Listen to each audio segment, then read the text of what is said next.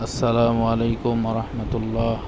আলহামদুলিল্লাহ। আল্লাহ পাক পবিত্র কোরআনে ইরশাদ করেন, ইয়া আইয়ুহাল্লাযীনা আমানু কুতিবা আলাইকুমুস সিয়াম কামা কুতিবা আলাল্লাযীনা মিন ক্বাবলিকুম লাআল্লাকুম তাত্তাকুন।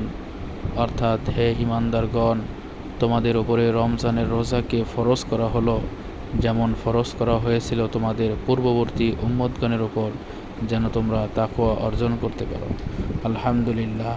সারাদিন ইফতার থাকার পরও এবং ক্ষুধার্ত থাকার পরেও মুমিন বান্দার সামনে তার পছন্দের সকল খাবার মজুদ থাকা সত্ত্বেও একমাত্র আল্লাহ তাআলার ভয়, আল্লাহ তাআলার সন্তুষ্টি অর্জনের জন্য আমরা সকলেই পানাহার থেকে মুক্ত থাকি, বিরত থাকি, একমাত্র আল্লাহ তাআলার রেজামন্দি অর্জন করার জন্য।